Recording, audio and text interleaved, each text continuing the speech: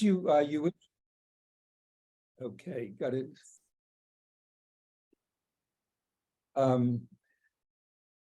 As you mentioned, then my book, The Seance of Reading, which I just noticed this morning on Facebook, is available in Bucharest at the Bookfest Fair, which is going on at this very moment. The Manole Complex is the title of the introductory chapter of that book. Do you have the table of contents, Yulia? If you could put that up so that I'd like to talk, maybe not immediately, but rather soon, I'd like to talk about that. The inspiration for the book itself came from this book. Can you see the title? It's Mircea Eliade's Commentaire sur la légende de Maître Manole. A few years ago, someone said to me, you really should learn about the Manole legend because I was interested in scapegoating rituals and René Girard. And he said, you really should read the Manole legend. And I'd never heard of it before. And then he said, it's very interesting as well because Mircea Eliade wrote a commentary. So I read and reread the Manole legend, and then also Eliade's commentary. And principally what I took, I want to explain why I call, it's not a screen, okay, why I call the introductory chapter, the Manole Complex. In his Commentaire sur la légende de Maître Manole, yes, Eliade makes the point, the main argument is that the legend itself, this Romanian ballad, restages what he calls construction rituals, a phrase which I had never heard of in my long life, indeed. And according to Eliade, then in his explanation of what a construction ritual is that it involved and it goes back into prehistory. It's an archaic practice which had to do, which involved the sacrifice of a living, in this case, that a living human being, in order to perfect, in order to achieve the construction of a building. So that, and I want to use this phrasing, it's as though what happens in the sacrificial ritual, and this will relate to the Great Gatsby and all the other literary works that I talk about in the book, in that ritual, a victim is sacrificed in order that the author, in order that the builder will complete in a masterful way. So it's the relationship between, in a literary work, the relationship between the protagonist as a victim, the protagonist as being like Anna in the Manole legend, and the author being like Manole in being the builder or the masterful craftsman of the work itself. And in one of his other works, Eliade says that there is, and I'm quoting, he says, there is no important monument that does not have, whether in reality or in legend, does not have a victim who has been buried alive, a victim who has been buried alive, which of course literally is true of Anna in the ballad of Meșterul Manole, as you say it in Romanian, Master Manole. And basically, if you look at the table of contents, after I talk about and explain to non-Romanians what the Manole legend is, I get onto the Manole complex, which echoes Freud's term, the Oedipus complex. The idea being that the Manole complex, here you have the Manole legend, and then underneath it, hidden as it were in prehistory, you have what I call the Manole complex, which is the archaic construction ritual that Eliade talks about in his book. And in the and so it's the whole book, the idea of the book, as I suggest right from the beginning in the introduction, is the analogy between the building of a literal monument. There we have the monastery of Curtea de Arges, and the creation, the writing of a literary monument. So that passage from literal to literary monument. Okay, with respect to, again, to develop a little bit more the concept of the Manole complex, was it, as I said, it echoes Freud's coinage of the term, the Oedipus complex. And remember that what Freud says about the Oedipus complex is that it refers to a repressed desire, the desire for parricide and incest, to kill the father and sleep with the mother, which he sees in Sophocles' play, in the legend about Oedipus.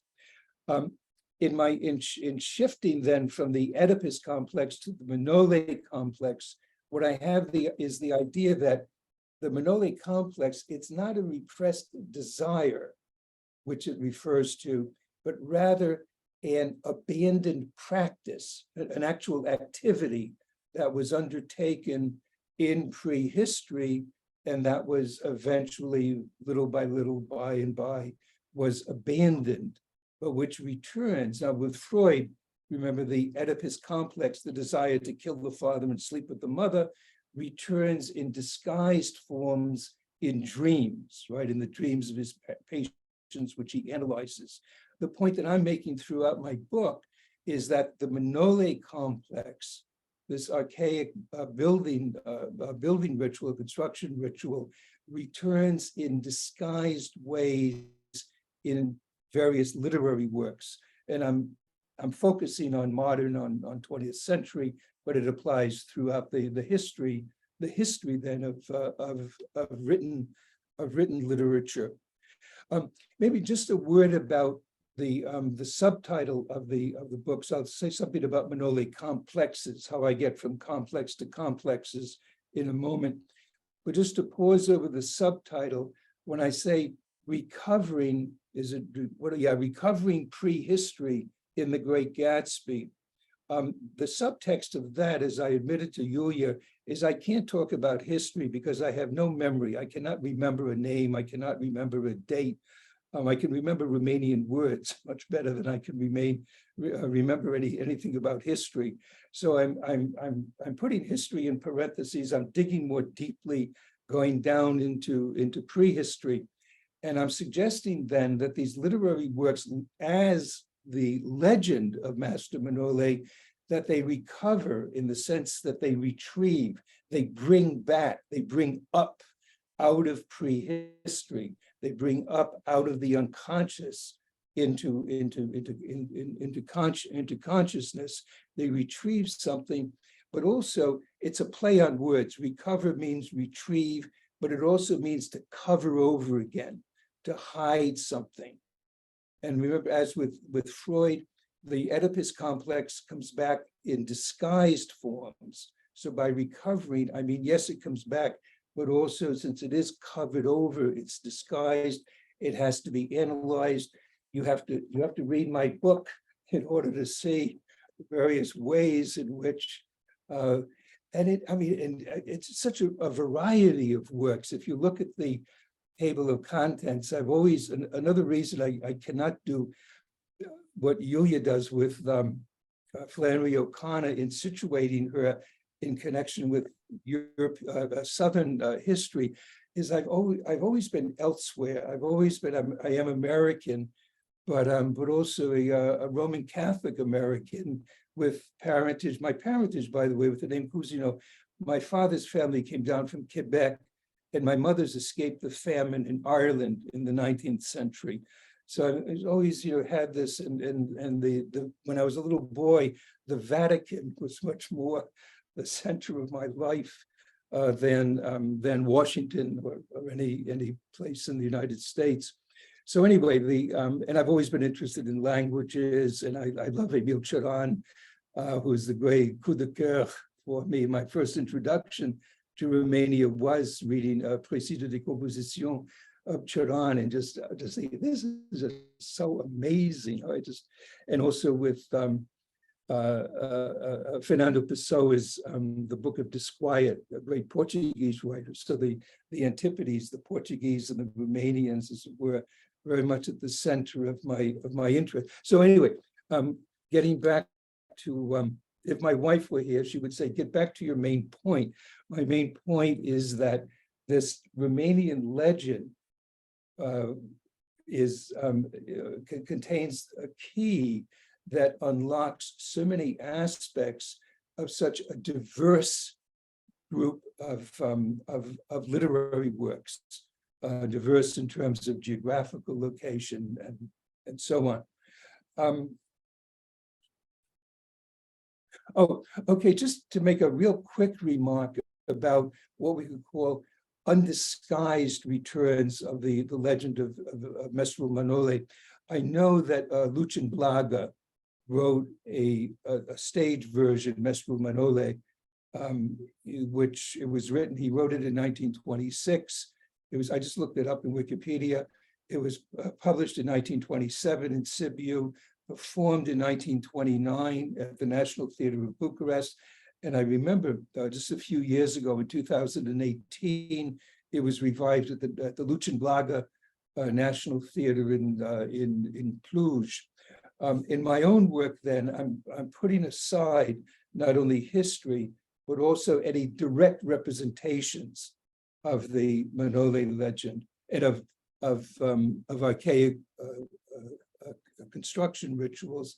It's rather the recovery in the retrieving, but also the covering over of that archaic practice then, which has been brought back from prehistory. Okay, if you look again, maybe real quickly at the table of contents, I'm going to be mostly talking about The Great Gatsby, but just to notice then, so The Great Gatsby is there. I imagine many of these works you will be familiar with. The Sisters is the first story of James Joyce's collection of short stories, Dubliners. The Book of Disquiet is the translation of Fernando Pessoa's masterpiece. I have 2 chapters on Beckett, Doing It and Waiting for Godot, playing it at Endgame. The pivotal chapter called Turning Back in the Love Song of G. Alfred Prufrock, of course, very famous modernist poem by T.S. Eliot.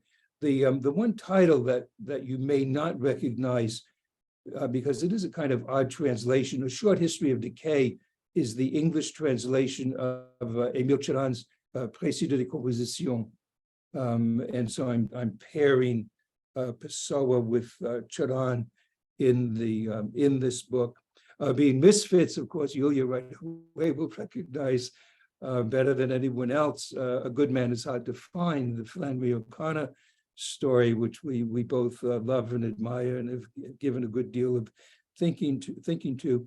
And then the last, Framing Things in Light in August, the William Faulkner novel. So if you do invite me to come to Yash one of these days, I would love to go on and on talking about and in much greater detail any of these works. Let me just say that the really, really clever thing about the table of contents is you'll notice, along with the diversity, because I'm going to talk about symmetry a lot, the table of contents is in the form of a chiasm. It's highly symmetrized, so that fixing things matches framing things, being scrupulous matches being misfit, blah, blah, blah, blah, blah, and so on from there. But the other thing is that the titles of each of those chapters, Fixing Things, Being Scrupulous, I'll skip down to A Good Man as a recognition of Yulia's work, Being Misfits and A Good Man is Hard to Find. When you read the book, if and when you read the book, or just pick a chapter that you find interesting, is you'll see that the word that I use, the participial form of the verb, the ing form of the verb, refers to an activity of which the protagonist is a victim. Gatsby is victimized by trying to fix things. The misfit is victimized by being a misfit. But at the same time, those titles, whether Fixing Things or Being Misfits, refers to an activity in which the author himself or herself, in the case of Flannery O'Connor, the author is a master of fixing, a master of being misfits. The story, A Good Man is Hard to Find, not only the character himself is a misfit, but the title is a real misfit. If you listen to the ballad, A Good Man is Hard to Find, and then read Flannery O'Connor's story, you think, oh my God, there is such a misfit between the very famous blues song, A Good Man is Hard to Find, and her novel. Okay, moving on then, and perhaps, I mean, you could take off the table of, oh, just leave it, it doesn't really matter, I suppose. Going from the Manole legend to the Manole complex, which I hope I've explained then what that transition is about, now making the next step from the Manole complex to Manole complexes, which is something I only recently thought about just a couple of weeks ago when I was preparing another talk. And I realized that, and I started with I want you to know this. I've done, not that I'm a great scholar of the Romanian language by any means, but I have been reading, can you see, I have been reading the Legenda Mestruoli Manole in the original Romanian, the version of Vasile Alexandri, if I'm pronouncing that with reasonable correctness.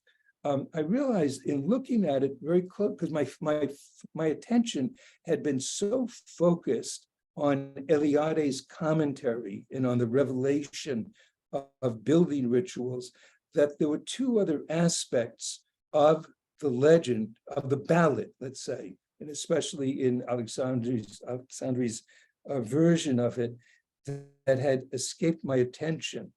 Okay. So among the three of them, obviously the first of them, and I'll say just very quickly because we've talked about it already, the archaic building rituals. And I noticed, this is in this particular version, the way in which Alexandri rhymes, is it Jetfim? Do you say Jetfim and Zidim? So Jetfim, is that correct for sacrifice? Jetfim, more or less?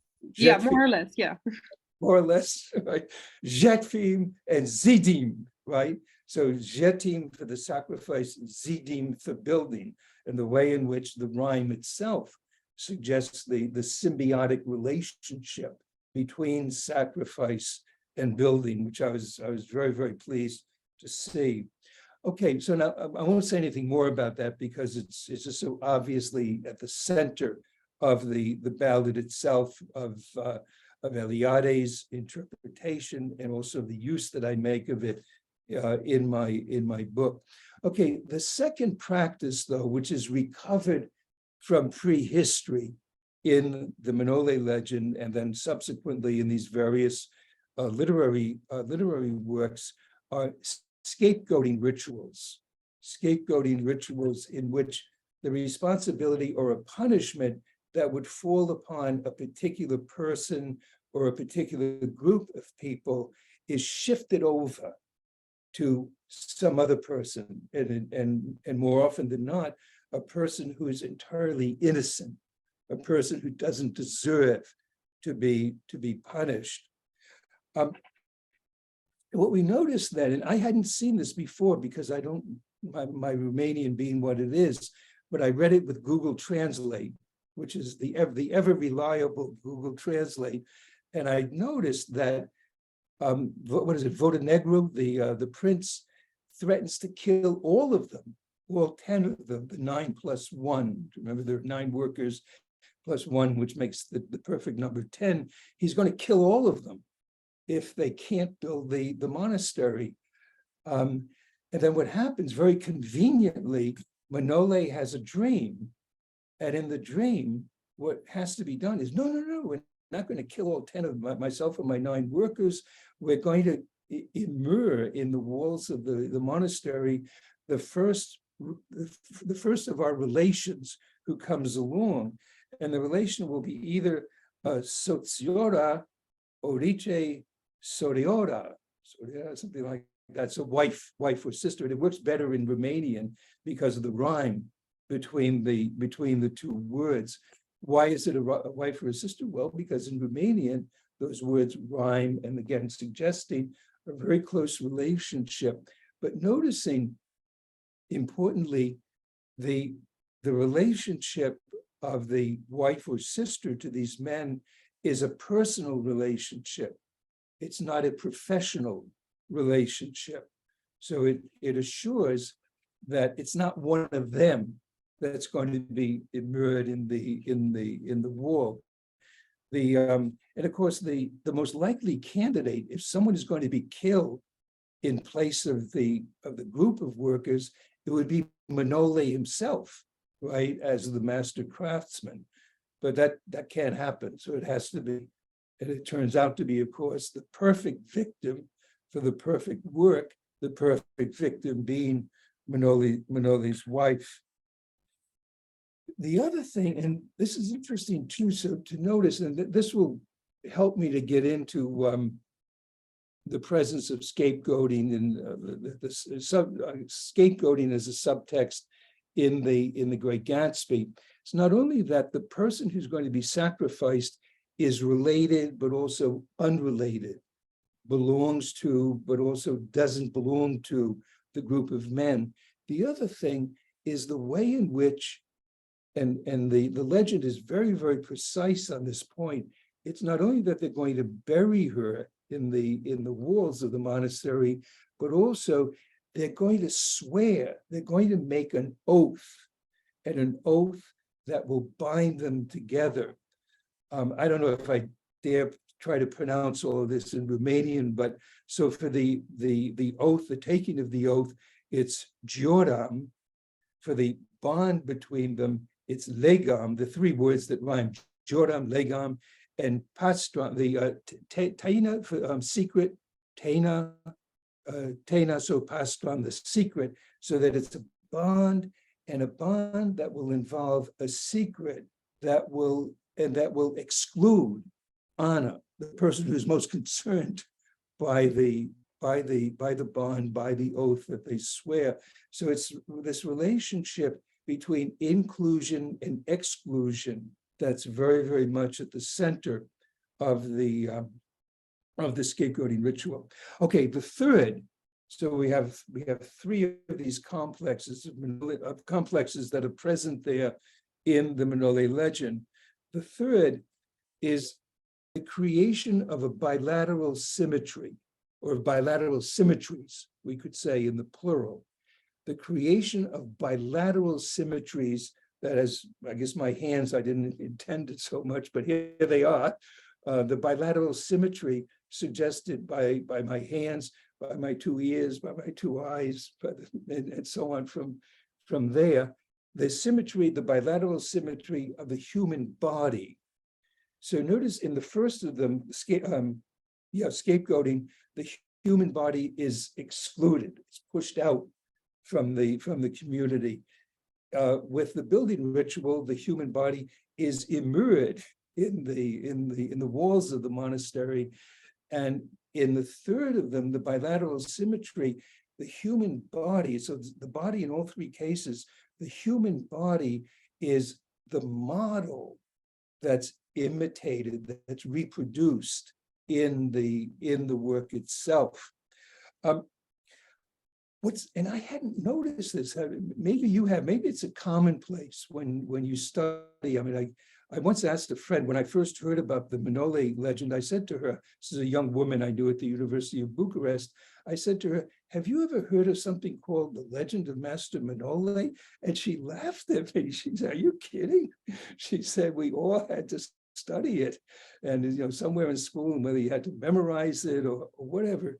But what I find fascinating, and I don't know if it's something that is so obvious to you or that you've thought about, is that it's supposed to be a ballad about building a monastery, right? And so you expect that the climactic moment will be the completion of the monastery. Wrong guess. If you gave us a reading quiz to students, what is the culminating moment? it's not the bill, it's the death of Anna that she says, and I quote, well, quote more or less, Mestere Manole, Sidul Rao, mas stinge, viata me, say stinge. Oh, it's my life is kaput, is finished. So rather, very strangely, very cleverly, this ballad, which it originates. Now, of course, I don't know the relationship between Alexandri's version and other versions, more oral, that come more from the oral tradition.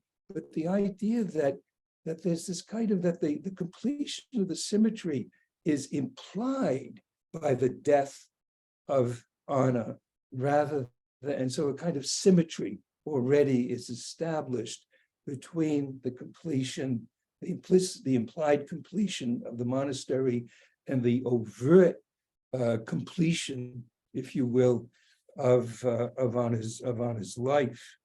And the other thing, and once you see it, it just seems so obvious that you have that parallel, and then very obviously, immediately afterwards, you have the repetition of the opening lines of the ballad, Peajas in Jos, Peun mal frumos, negru vada treche, I guess it is.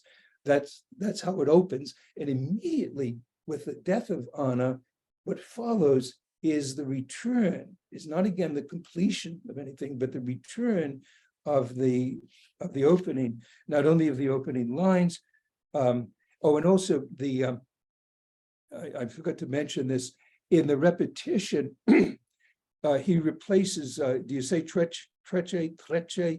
He replaces it with vine or vino. I guess you pronounce the final E, vine. So there's the parallelism, the pairing of treche and vine is yet another aspect of the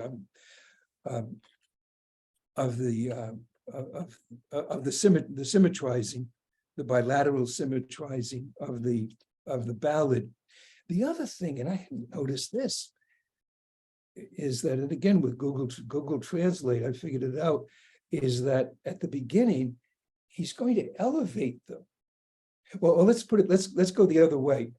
At the end, they are elevated, right? Manole and his men, they're up on the roof of the monastery at Curta de Ages. And he calls up, can you make a more beautiful one? Oh yeah, no problem, no problem. So they're elevated up on this roof.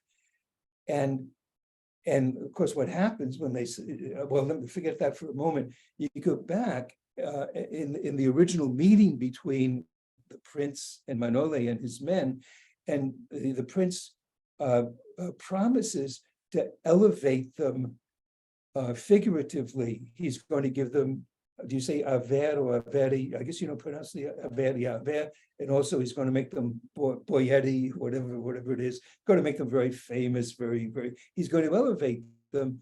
And then symmetrically, that promise of being elevated becomes the threat the threat of leaving them up on the roof where they can, I won't try to pronounce it, trace or something like that, where they will putrefy, they will rot up on the roof. So very interesting, to my mind at least.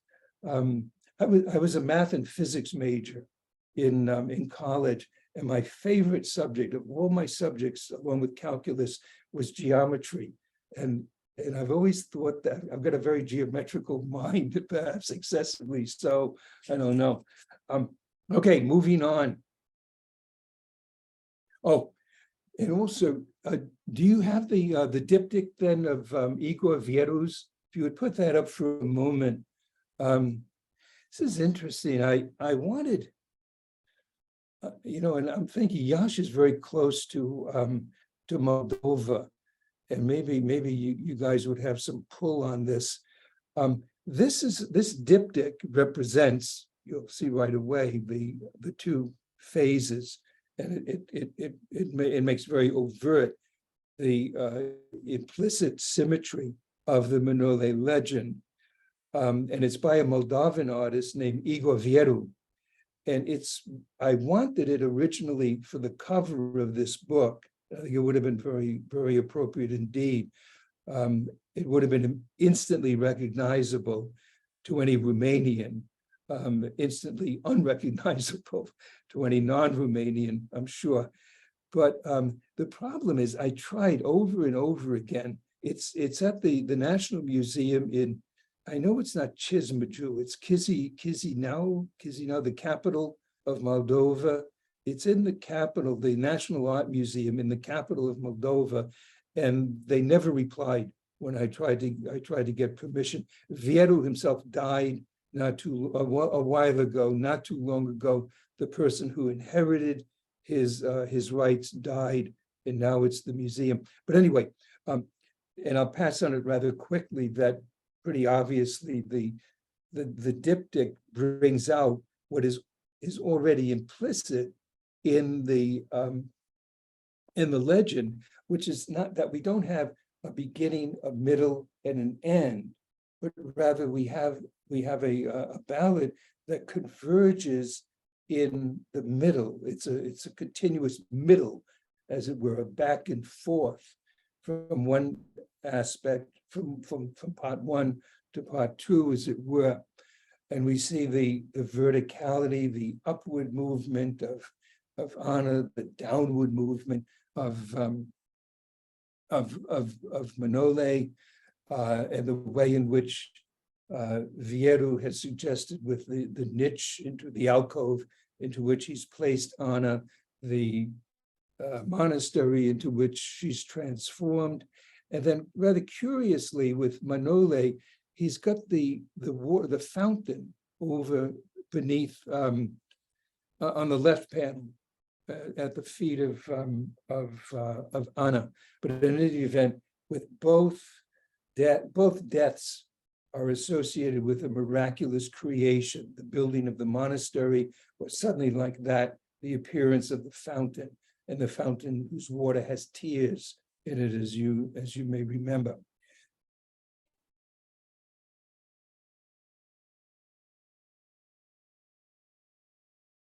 How am I doing with time, by the way? I shouldn't.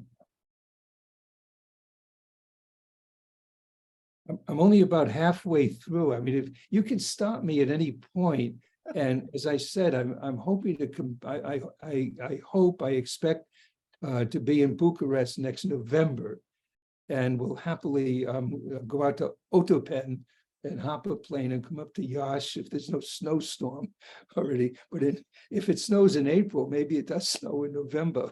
Who knows? Usually it doesn't. In Sorry? November it doesn't snow, or in December, or in January, or in February. Only in April. Only in April, yeah. Sometimes in May. Even, yeah. Okay, well, listen, no, I gladly come in person. And as I said, I have written all these notes, which I usually don't do. I've typed them up, and I'll send them off to you, and you can share them at will. So, I mean, if it happens that I don't get to I'm on page 4. And I've got 11 pages, so we'll see. If I don't get to do the whole thing, it's not terribly important. Okay, I'm going to get on to the second part then, which is the recovering of prehistory in the Great Gatsby, hoping that I've already shown that there are 3 complexes, as it were, 3 submerged, not abandoned so much, but let's say 3 recovered rituals or practices retrieved from prehistory that we find in the Manole legend. And then, as I say again, in the whole idea of the book is that it's then reenacted in these various works of modern literature. So with respect to recovering prehistory in the Great Gatsby, first of all, with building rituals, what I realized as I was preparing this is in a curious way, the best presentation, and maybe even, I mean, I don't know if it's not better than what I have in the book, but it's clear. and maybe entertaining because it begins with a funny story about my caddying for Mrs. Vanderbilt on the golf course and at the Newport Country Club, which is my hometown. And I've always felt that growing up in the working class as I did in Newport, my father was a carpenter, was a very good. Do you know, is Newport, does that ring a bell with you? It's not in the South, it's in New England, and it's where there are a lot of really rich people who extremely wealthy people who came there, the Vanderbilts, the Carnegies, the Astors and Berwins and all the rest of them. So it was very good training for thinking about and writing about the great Gatsby. But I do give a lecture, and which is quite coherent, I think. And if you're interested in it, it's on YouTube. I gave it 10 years ago at Washington College when I retired, before I knew about the Manole legend. And if you go on YouTube and if you put in Cousineau, Gatsby, it'll turn up. And after the anecdote about myself and Mrs. Vanderbilt, I get into serious stuff about the Great Gatsby. The title of that talk is Plagiarism Unbound. Plagiarism Unbound. It's a rather unusual way of talking about the Great Gatsby. It's supposed to be, it's romance, it's Gatsby and Daisy, and so on. And and even Fitzgerald didn't really believe very much in the centrality of that relationship. Very quickly then, what happens in the Great Gatsby is you have a protagonist who becomes a victim because of his plagiarizing. I use the word plagiarizing somewhat provocatively. He's imitating other people. Who's he imitating? What kind of people? Really, really rich people. Dan Cody, Maya Wolfsheim. Unfortunately for him, Tom Buchanan. He's trying to imitate Tom Buchanan, and the ultimate way of imitating Tom Buchanan would be to take his wife from him, which he tries to do, and he gets killed trying to do it. So that's very, in my way of approaching the Great Gatsby from the point of view of a building ritual is that you have a character, let's say, who's trying to take another man's wife. He's trying to take another man's wife, and it gets him into really major trouble, eventuating in his death. But the novel itself is constructed by the activity that makes Gatsby a victim is so masterfully deployed by Fitzgerald, not by Fitzgerald taking another man's wife, but Fitzgerald taking another man, for the most part, another man's work, another man's literary work, so that Gatsby is trying to relive his personal relationship with Daisy. But what Fitzgerald is doing from the beginning and end, and doing it very successfully and very masterfully in The Great Gatsby, is he is imitating, he's returning to, as it were, he is reliving his relationship, and reliving very successfully, reliving his relationship to the literary tradition, let's say. There are many ways in which I'll return to this point a little bit later, just to remember the story of Gatsby trying to get Daisy from Tom Buchanan. If that is the plot of the novel, that's the center of the romantic interest, or the adulterous interest, if you will, of the novel. That ends in chapter 7. There are 9 chapters in the novel. Chapter 7 is where what we call the Plaza Hotel episode. That's where Nick, Gatsby, Tom, and Daisy are all together, and Tom Daisy tells Gatsby, "Well, I loved you too." And he realizes, wait a minute, I'm not the only one that she's loved. And also it's where Tom Buchanan refers to Gatsby as Mr. Nobody from Nowhere, as Mr. Nobody from Nowhere. And that's it. He's finished with Daisy, but the novel isn't finished. Fitzgerald is going to write 2 more chapters, and I'll get to that, to the reason for that in just a moment. Okay, with respect, I've got about 3 or 4 examples, and maybe I should. How long should this be? I've been talking for about almost an hour. Is an hour about as much of this as you want? So I haven't seen any student leave so far. The session is made for 2 hours. Oh, for 2 hours. Meeting, Oh, Zoom meeting, but I thought that we may have some questions maybe at the end. maybe some questions. I may lose my voice before we get to the end of 2 hours. Okay, with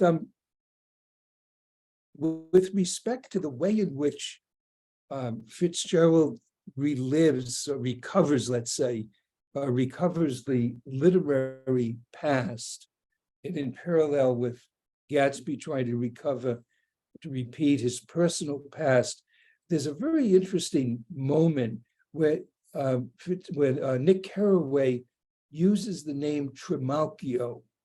It's at the end of, no, it's at the beginning, excuse me.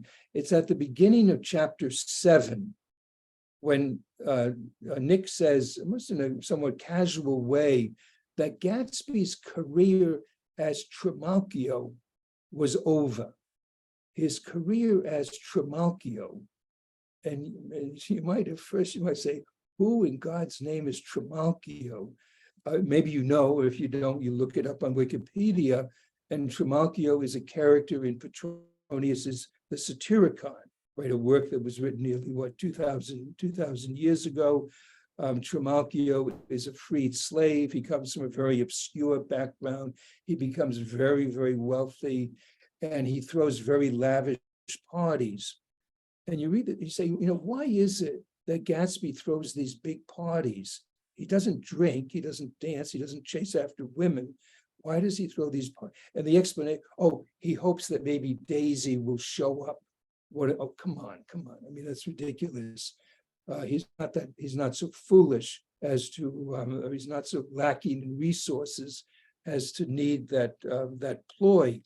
The reason that he does is that Fitzgerald is rewriting the story of Trimalchio. It's called the Banquet of Trimalchio, the chapters in the Satyricon that present that. And Fitzgerald is rewriting it.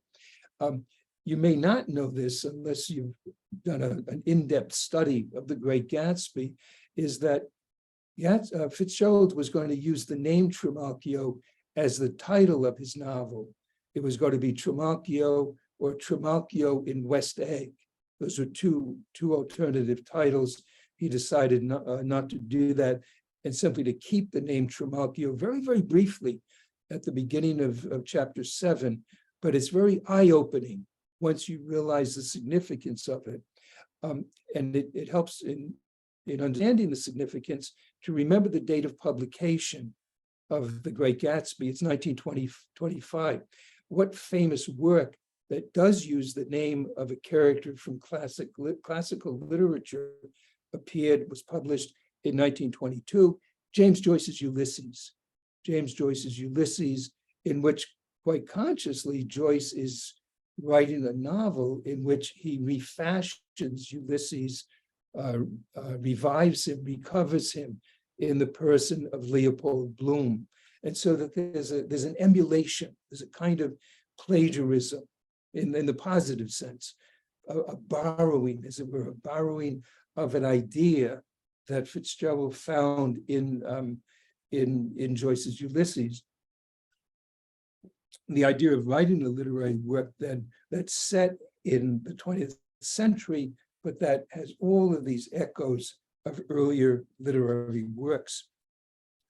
My favorite, because I think I'm the only one who has ever suggested this, I may be wrong about this, but the Valley of Ashes are you, I imagine that you don't all have the Great Gatsby memorized, but at least you know at the beginning of chapter 2, as he's going with Tom Buchanan into New York, and they're going to be there for the get together at the apartment that Tom Buchanan has arranged for his mistress, Myrtle Wilson. We'll get to Myrtle's name at some point.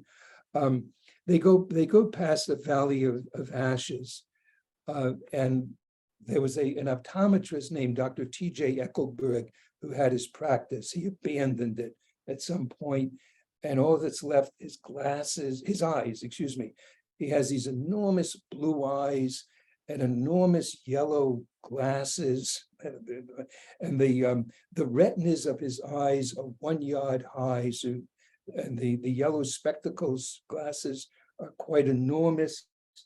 But he says that he looks out these glasses. There are no eyes, or there are eyes, but there's no nose behind them or beneath them.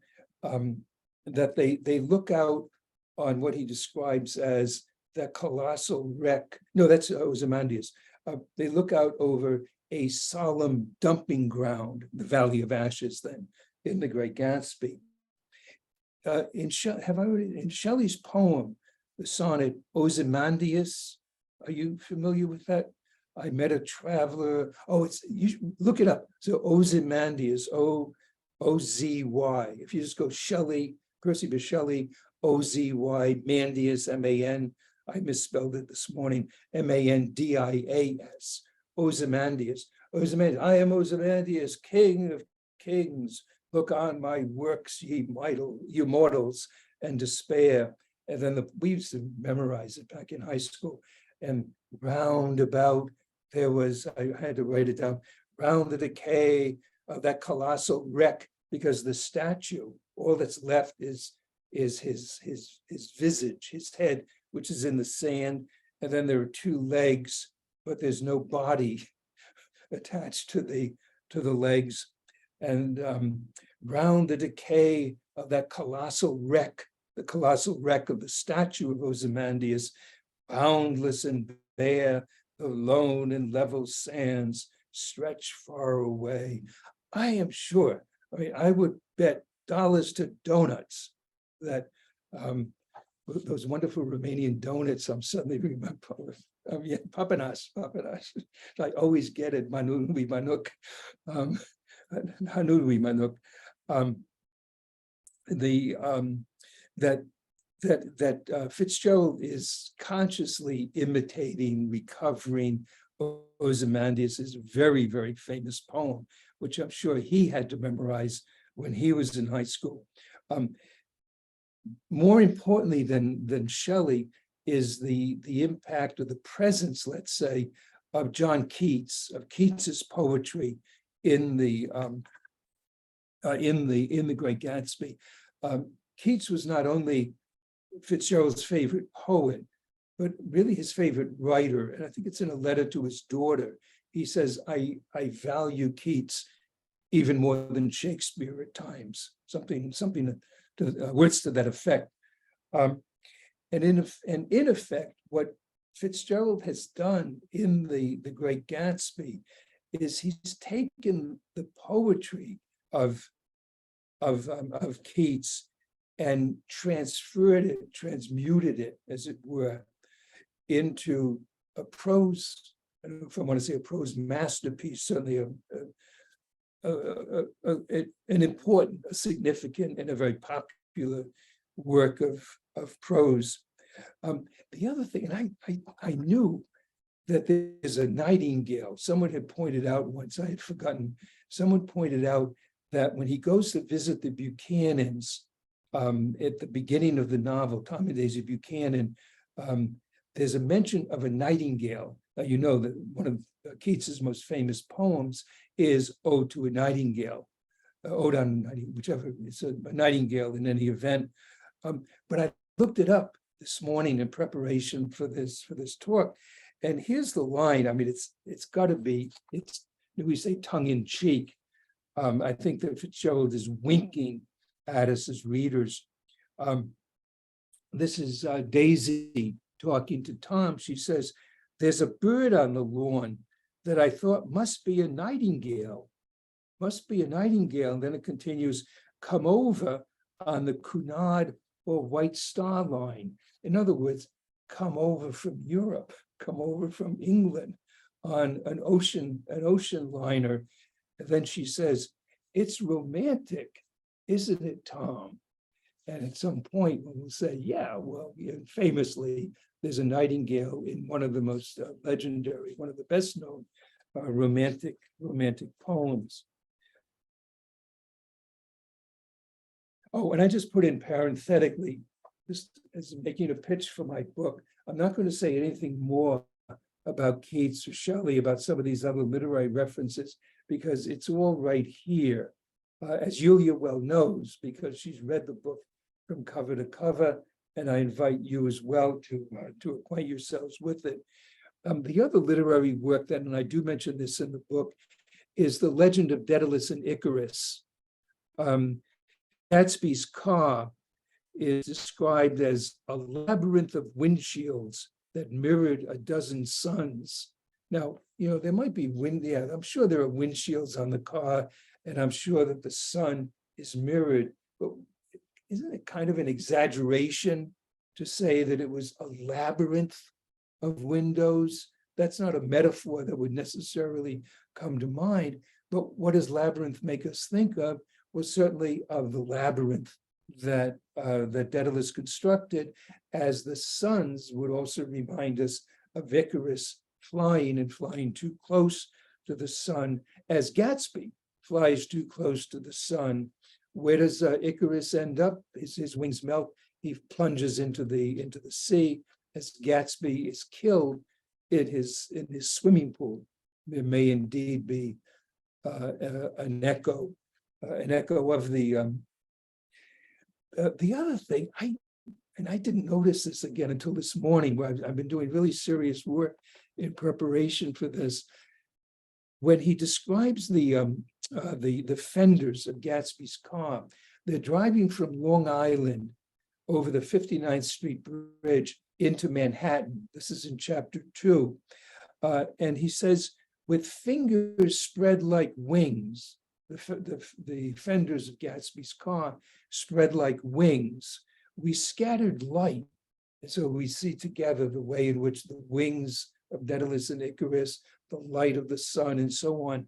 But we scattered light through half of Astoria. And I'd never stopped to think before, why doesn't he say Brooklyn? Because you do fly over Brooklyn, or you drive through Brooklyn on your way, and Queens, you drive through Queens on your way into Manhattan. And I looked it up in Wikipedia, and Astoria is named after John Jacob Astor. John Jacob Astor, who, like Vanderbilt and Carnegie, Berlin, and so on, was, and I think at the time, was the wealthiest American. In my hometown, Newport, Rhode Island, when John Nicholas Brown was born there in 1900, he was the wealthiest baby not only in the United States, but in the whole world. I think it was not the situation of the Cousinos by any means at all. But also the other thing, and I don't know if Fitzgerald had this in mind, but Astoria, of course, it's Greek. I recognize Astra from the French, and Astoria, coming from the Greek, means related to the stars. And remember, Gatsby is reaching for the stars at the end of chapter 1. Who knows? It's hypothetical, but I find it rather amusing to think of these possible analogies. Okay, the most important of them, and I'm going to try to move on a bit, and just to say, okay, it's in the book. It's also in my lecture on YouTube. If you want to close your eyes and listen to a lecture on YouTube, I talk about the relationship between Heart of Darkness and The Great Gatsby. I was remembering, I was in Bucharest last month talking about my book to a group of students, and one of them made some remark about the gay relationship that Nick Carraway's gay, and he's gay for Gatsby. And this is, that's been around for a long. I didn't say to her, listen, oh my God, how can you be so conventional? To suggest something that she thought was quite provocative. But because the other thing about, you say, why is there this intimate relationship between Nick Carraway and Jay Gatsby? And the reason, among others, is that not too long before the publication of Gatsby, Joseph Conrad had published Heart of Darkness, in which there's a very intimate relationship, not a sexual relationship by any means, but an intimate relationship between Kurtz, the protagonist of Heart of Darkness, and Marlowe, who is the narrator. There's much more to that, but I think I'll skip it over. And if you are interested, you can, again, look at the book or go to the lecture. Okay, because I'm only on the, I'm going now to the second of the complexes, the first then being building rituals. So Fitzgerald very masterfully takes other men's work and Gatsby falls victim to his desire, Gatsby falls victim to his desire to take another man's wife. The second of the complexes then recovered from prehistory, to be sure, the scapegoating rituals. There's a very, just as with Trimalchio, so they went, Trimalchio, what is that all about? What does Trimalchio have to do with this novel? And you realize, oh yeah, it's like Ulysses. It's a tip-off, it's a key, a hint of the other ways in which the literary tradition is being recovered in The Great Gatsby. So also at the end of chapter 8, after Gatsby's been Nick Carraway goes to Gatsby's house. Gatsby's been killed by George Wilson, and he, Nick, and the butler are carrying the corpse of Gatsby, and they see George Wilson in the bushes. George has killed himself, committed suicide after killing Gatsby, and Nick Carraway says the Holocaust was complete. The Holocaust was complete. You say, what is he talking about? What is this Holocaust? Where does that come from? It has nothing to do with, well, what it does have to, it has nothing immediately to do with the circumstances of Gatsby's death. He's killed, they shot, and his murderer, his killer, kills himself. It's not a Holocaust by any means. But what you realize is that Fitzgerald puts that word in, as he put Trimalchio in, to tip us off, to hint to us that he has in mind the idea that Gatsby has not died simply, it's not simply he was killed by George Wilson, but that there was some sacrificial implication that he died. Of course, the Holocaust is not the extermination of the Jews. That's long before that. It's the offering of a sacred ritual. And Fitzgerald misspells it in the manuscript. He spells it Holy, Holy Cost. That clearly indicates what he's thinking of, that it is a sacred ritual that had been performed. And you think, well, it doesn't fit. It's very incongruous. But what it helps you to realize is that's why, among other things, Fitzgerald stages Gatsby's funeral. He doesn't bother with, it's kind of interesting, he doesn't bother with Myrtle Wilson or George Wilson. They're dead, but they're not important enough to have funerals. Gatsby has a funeral because, hey, he's Gatsby, but also because Fitzgerald doesn't want anyone to go to the funeral, except for Owlies. Owlies was there at the party. One of the parties is there, and of course also Nick Carraway. So he wants to stage the funeral as a kind of Holocaust, as a kind of ceremony in which everyone, they expel themselves rather than expelling Gatsby. that they turn their backs on him, and in a way that recreates a kind of Holocaust. I'm gonna skip over some of this stuff, but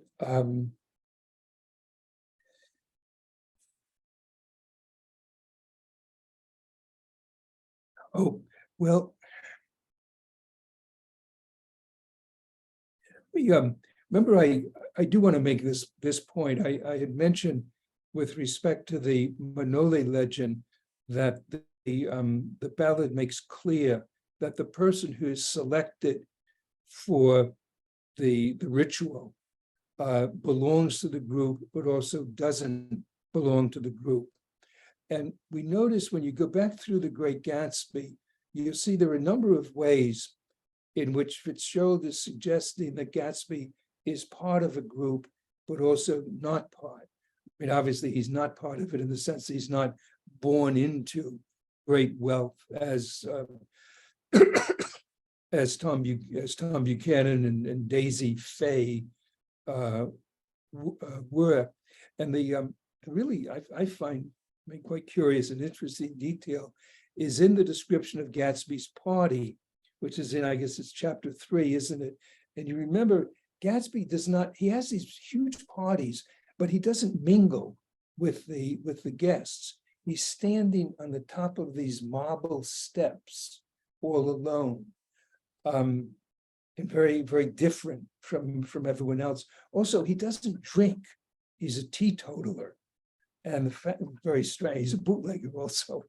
But he's a bootlegger, but a teetotaler at one and the same time. Not a nice symmetrical relationship. He's a teetotaler, and also Fitzgerald says, Nick Carraway says, and as the hilarity, as the fun increased, Gatsby grew more and more correct, distanced himself even more psychologically, not only physically, but psychologically, distanced himself from the party goers. Obviously, as well, he doesn't belong to Daisy. He's Mr. Nobody from Nowhere, even though he has the pretense of being an eligible match for her. The other thing, remember too, I mentioned that it's not only that Anna belongs but doesn't belong, but also there is a bond that the men swear to a secret that will bind them together. And at the end of chapter 7, that's when Nick goes by the Buchanan's house. He sees Gatsby is out on the lawn, and he's waiting for Daisy to call him and say, "Come rescue me from Tom." And he looks in the window. Nick looks in the window, and he sees Tom and Daisy, are sitting at the table. They're talking, aren't they eating chicken maybe or something? And they look as though there's an agreement. They nod, she nods in agreement to him. And then very famously at the end of the novel, he says that they are careless people, they create messes, and then they retreat into their wealth. So this idea that there is a bond between Tom and Daisy, and a bond which is, it's an inclusive bond, but which also involves the exclusion, the utter and absolute exclusion of Jay Gatsby. Okay, but what I think of is and this is something relatively new, and it's I'm writing the third book that I'm working on now. Maybe I didn't mention that this is I realized as I was completing the seance of reading that this book, Ritual Unbound, turns out to be, and I had not planned it this way, but now I think of this book, which it was about 20 years ago, it was published, as the first volume in a group of 3 volumes. This one deals with scapegoating. So you have one book on scapegoating, a second volume on building rituals, the Manole complex, and then the third is on, the title of the book is Balancing All, It refers to a poem by William Butler Yeats, an Irish airman foresees his death, in which he says, I balanced all, brought all to mind. And the subtitle is The Symmetrical Imperative of Writing. And so I'm going to talk a little bit about what I call in this book, I call the symmetrical imperative, and what here I'm referring to as the recovery of bilateral symmetry. And it's I won't go too much into the origin of that idea, but we talked already about the bilateral symmetry in the Manole legend, and in the Great Gatsby. Remember that a number of things, as we have Trimalchio as a tip-off, have we a hint at the recovery of the literary tradition, as we have Holocaust as a recovery of a scapegoating ritual. So also at the very beginning of the novel, in chapter 1, Nick Carraway mentions these two unusually shaped promontories or pieces of land. They're like two enormous eggs. And he says from the air, they seem to be completely the same, but from seen at ground level, they're completely different. So you have the symmetrizing of East Egg and West Egg.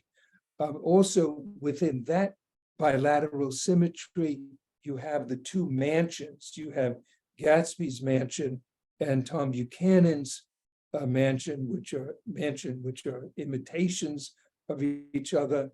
And then you have, within the mansions, you have Tom Buchanan on one side of the Courtesy Bay and East Egg, the other side, West Egg, you have J. Gatsby. So you have two very wealthy men, but one who inherited wealth, Tom Buchanan, and the other who acquired wealth.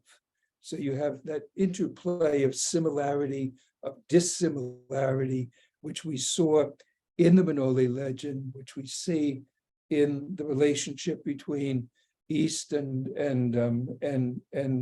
West Egg. As I said before, and I want to return to this point, I get a drink of water.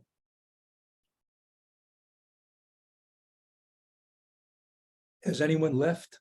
Are they starting to leave? No? Yes? I'll try to be quick. And again, I can send on the notes and you can look through them at will. What I find fascinating about the Great Gatsby, about the structure, let's say, the overall design of the novel, it's the same thing as with the Manole legend, where the legend really ends. The story of the construction of the monastery ends with the death of Anna and the implied completion of the monastery. But then it continues, and it continues in a way. You ask, well, what is the motivation? The motivation, to be sure, is to take a story which could have a beginning, a middle, and an end, and turn it into a bilaterally symmetrical story, a kind of diptych, as what's his name, Vieru, Igor Vieru, turned it into.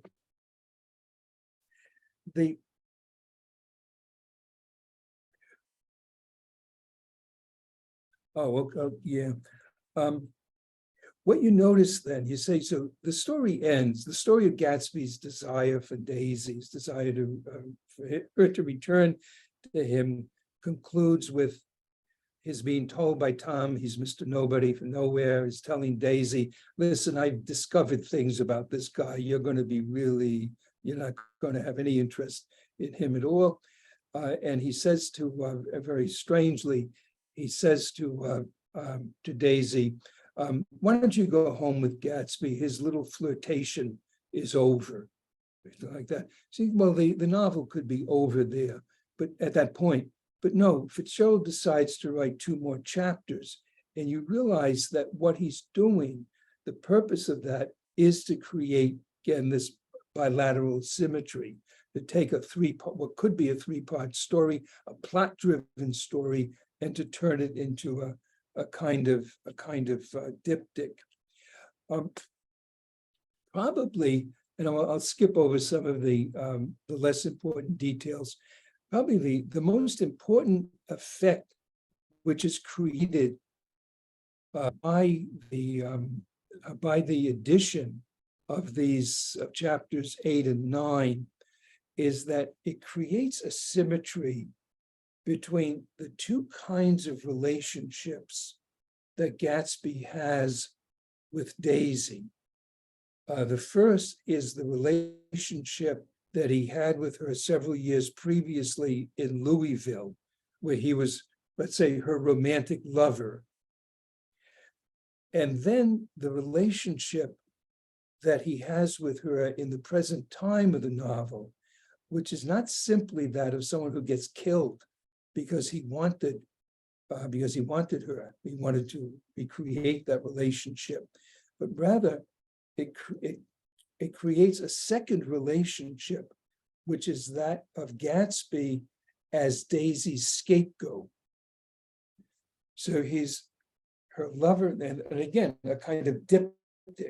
On one hand, we have Gatsby and Daisy, a romantic relationship, and then on the other, and you know what I mean, of course, is that she's the one who's driving and who kills Myrtle, and it's because of the killing of Myrtle that Gatsby gets killed. George Wilson thinks it's Gatsby who was driving the car and drove over his wife and didn't stop. And so Gatsby dies as a scapegoat. He dies in place of the person who really should be punished, who should be held accountable for the death of Myrtle Wilson.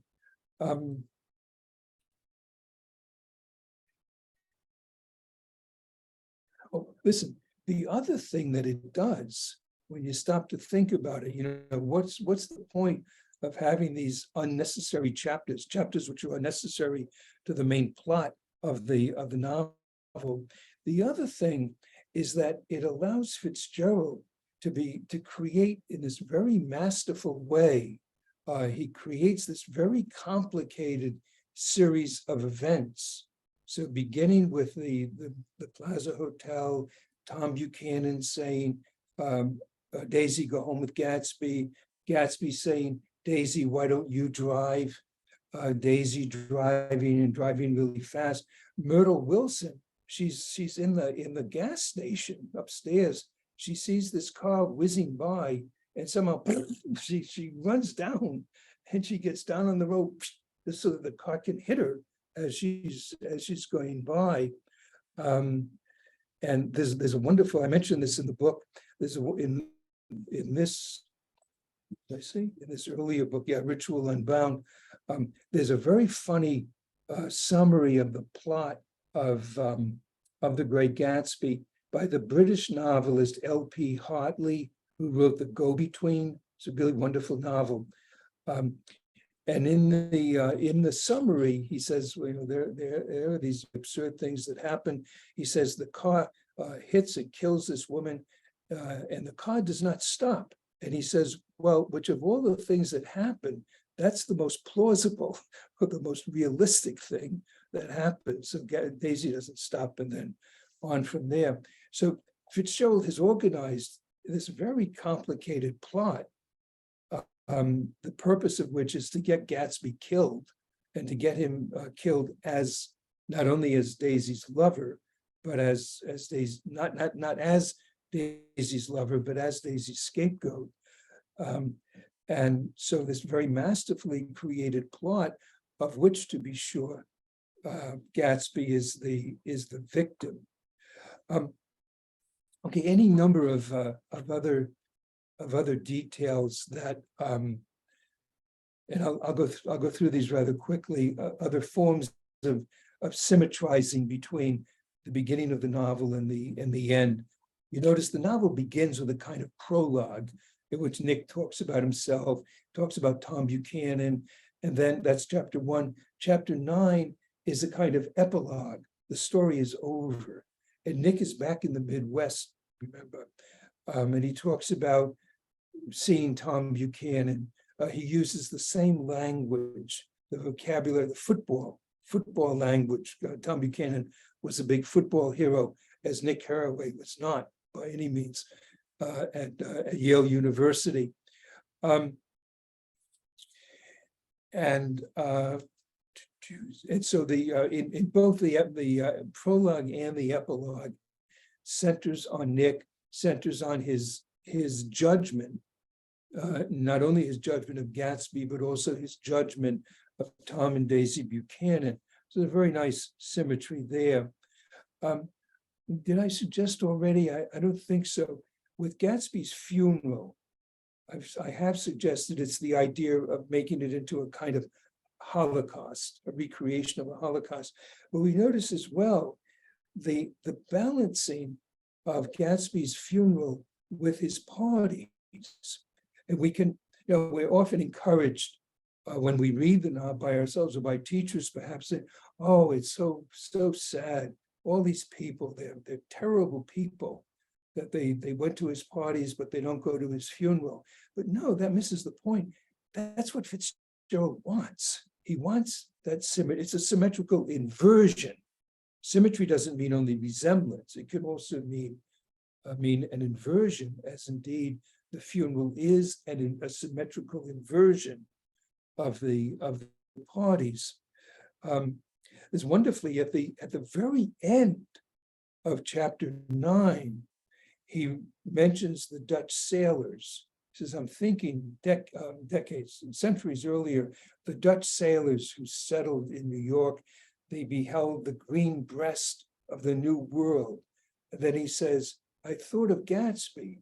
Why does he think of Gatsby, or where? It's at the end of chapter 1, where Gatsby is all alone. He's reaching for the stars, reaching for the sky, the heavens, and he's looking out, he's reaching out to a green light, you remember. So the back and forth, the bilateralizing, the symmetrizing of the end of chapter 1 and the end of chapter 9. The symmetrizing is very interesting. The symmetrizing of Gatsby's guides, of his mentors. There are two of them. There's Dan Cody and there's Maya Wolfsheim. Wolfsheim, Nick meets him in chapter 4. There are 4 chapters on either side of the central chapter, which is the meeting between Gatsby and the reunion between Gatsby and Daisy.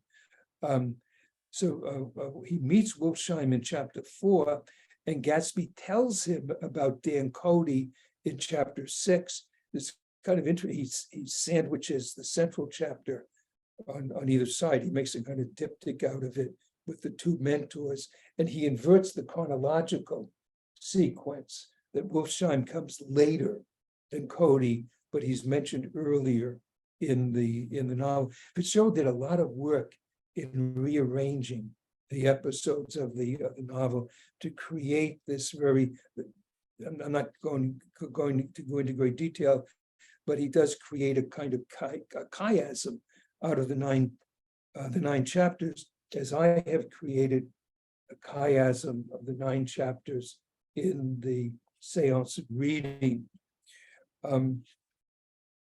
There's the symmetrizing of violence against Myrtle. Daisy kills her at the end of chapter 7, right? That's the end. Tom Buchanan breaks her nose in chapter 2. She says, Daisy, Daisy, whack, like that, breaks her nose. Why does he break her nose? It's a trivial, it's an unimportant detail, except it balances in a nice way. I mean, a very minor episode, breaks her nose, whack, at the end of the novel, kills her, creates yet another form of symmetrizing. The other thing is, and I hadn't thought of this before, is that another kind of bilateral relationship is in the names of the two women. You have Daisy on the one hand and Myrtle on the other. And so, I mean, they're similar, right? But I guess Yulia and Stefano, if you had a choice between, and I looked it up in Romanian, it's Mirt for Myrtle and it's Margareta for Daisy. And if you had a choice between being named Mirt or Margareta, presumably you would choose Margareta. And I noticed in Wikipedia that Daisy is like, it's the 100th most popular name for a woman in the United States. Well, Myrtle is like the 11,000th most popular name. So Fitzgerald creates this symmetry. They're both flowers, but there's a great inequality in the appeal of the name. The other thing, and you heard it first here, I don't think anyone has ever pointed this out before, is that everyone knows that that Gatsby is not Gatsby's original name. His original name is James Gatz, and he turns it into J. Gatsby, and that's because it has a romantic aura about it, and it's suggestive of his dream of the future that he thinks lies ahead of him. The point that I've often made is that other people don't notice, it's generally not noticed. Fitzgerald also changed his name. Fitzgerald's first name was Francis, and he could have published under the name Francis S. Fitzgerald, but instead he chose F. Scott Fitzgerald. And if you have to wonder why, you've got a real problem. You should see immediately, of course, if you had the choice. And my other favorite example, it has to do with my ethnic heritage, perhaps Irish on the one hand, French Canadian on the other, is that very few people know, even famous professors of literature don't know that English was not Jack Kerouac's first language. His first language was the first language of my father and his 10 siblings. It was a French Canadian family, and they all spoke French. They spoke Quebecois. It's interesting if you're familiar with Kerouac, if you read On the Road, is go on YouTube sometime, just say Jack Kerouac, Entretien en Français, something like that, and you hear Kerouac jabbering away, and you need to have the subtitles. So you cannot have any idea what he's talking about. But anyway, so Fitzgerald is kind of hiding his ethnicity as Gatsby hid his, and Jack Kerouac does. But the other thing, and I was thinking, it was only this morning that it occurred to me that Daisy also changes her name. Her name was not always Daisy Buchanan; it was Daisy Fay. And it's changed, so a very romantic name. It goes the opposite way. A very romantic name becomes a very establishment name. I mean, if your name is Buchanan, if one person's name is Buchanan and the other's name is Cousineau, you can kind of figure out what the socioeconomic hierarchy is involved. But the other thing is, of course, I mean, it's not that she changed her name to hide something, but she married Tom Buchanan, and the change of her name from Fay to Buchanan puts an end to Gatsby's dream. That's the zid, that's the wall that he runs up against because of her marriage. So there's a kind of symmetrical inversion again. One change of name for romantic purposes, utopian, the other a kind of dystopian from his point of view, change of names.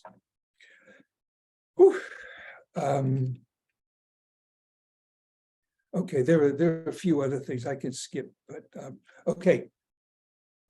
My conclusion, which will take no more than an hour. No, I'm kidding. I'm going to need a drink of water to get my voice back.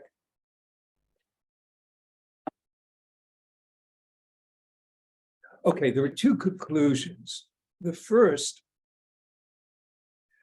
I've already suggested, is that, well, let me just to put it in somewhat different terms.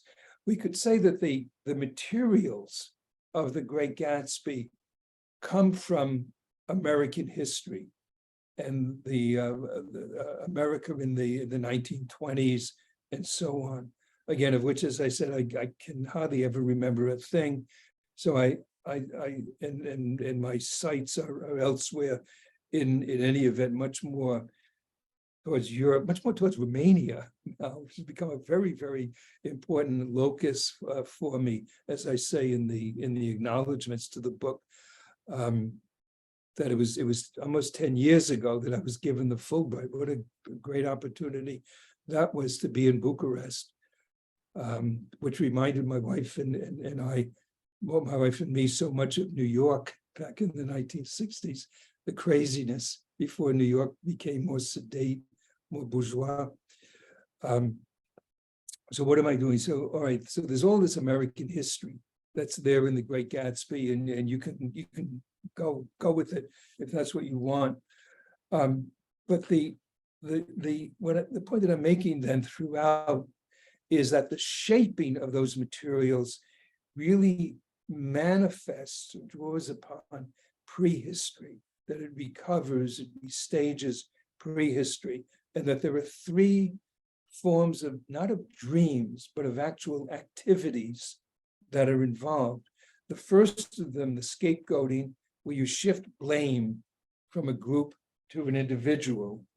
The second, with the building ritual, you make the protagonist a victim of some activity of which the author is a master. So you have the master-victim relationship.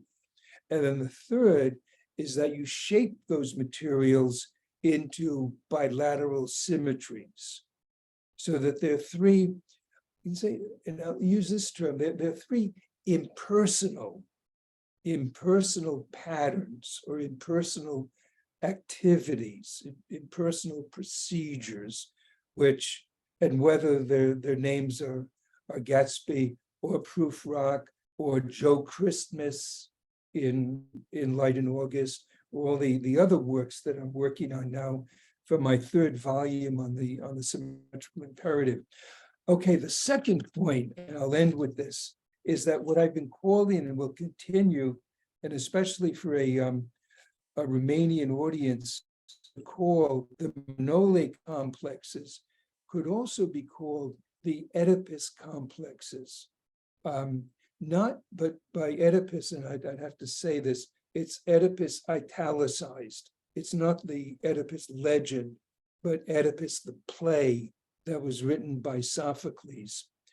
And what I mean by that is that all three of those recoverings of prehistory are present already in Sophocles, in Sophocles' play. By which I mean, as far as scapegoating goes, remember if you know the play, when Creon comes back from the Delphic oracle, there's the plague has descended on the city, and Oedipus says, what do we have to do? He says, the gods are angry because we haven't punished the murderer of the king. So we have to go out, we have to find out who murdered the king, and we have to punish him. And what you notice is that, rather curiously, it's like in the Manole legend, where the responsibility for those collapsed walls, Anna has nothing to do, that's not her fault at all. It's the fault of the workers who can't, they're fighting each other, they're not cooperating, whatever it is, or they're lousy builders, maybe. It's their fault and not hers, but the fault is transferred, and the punishment is transferred to her, as the punishment which is due to the citizens of Thebes in Oedipus is shifted over to Oedipus himself.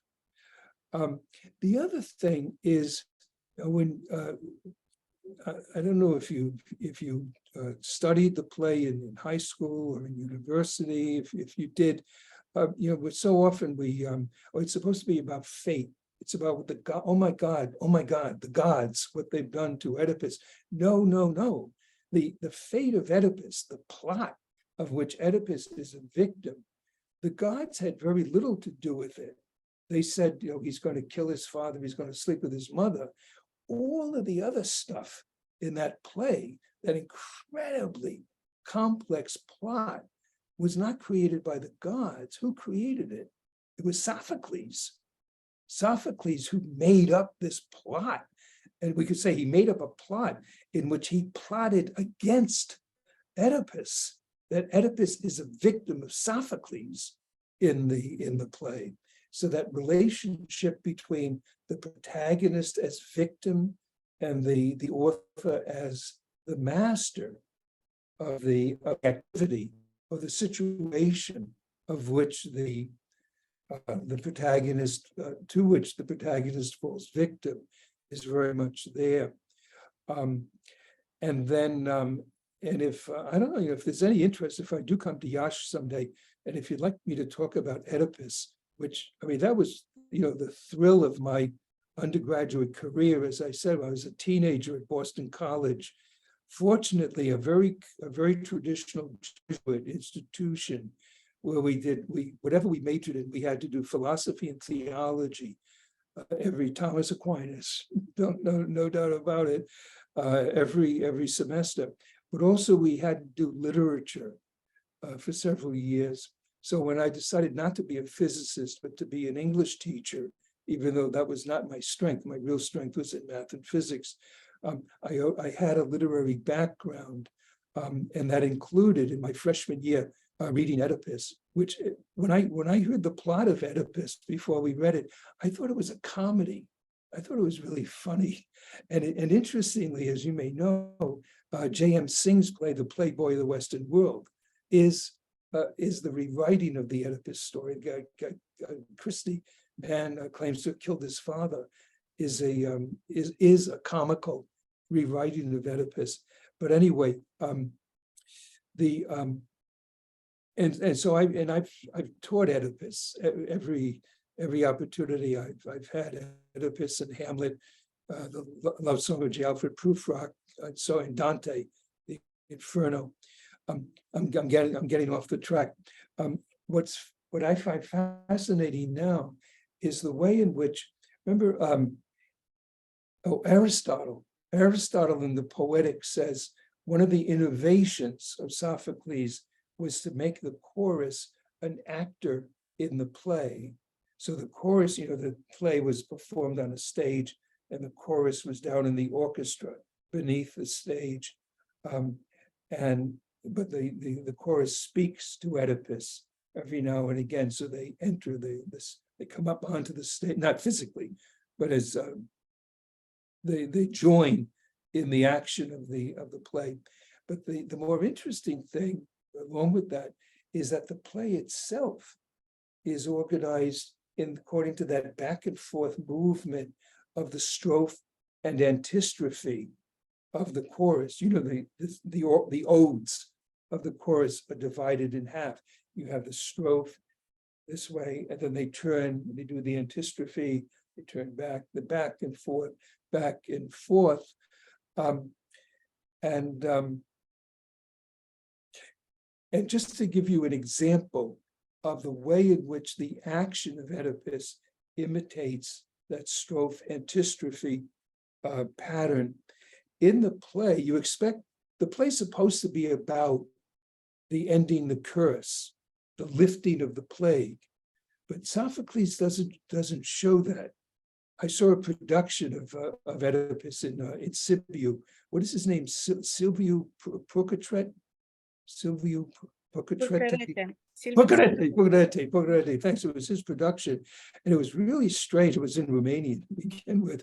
But also, he creates this end where, everyone's really happy. They're drinking champagne and the curse has gone away. That's not in the play. It's not in the play at all. That what I notice is the play begins towards the beginning with Creon coming back from the Delphic oracle. and you expect, and telling Oedipus they have to punish the murder of the king, and you expect that the play will end with the punishment of Oedipus, but it doesn't. It ends with Creon, it ends with Oedipus asking to be punished. And Creon says, well, hold on. He says, I have to go back and ask the oracle what to do. And Oedipus says, what do you mean? I mean, you know what is expected of you. Creon says, yes. And the reason is, when you ask yourself, why is it that Creon has to go back? It's not to find out what he has to do. It's because Sophocles wants to symmetrize, wants to make, as Creon coming from the oracle at the beginning is a kind of strophe.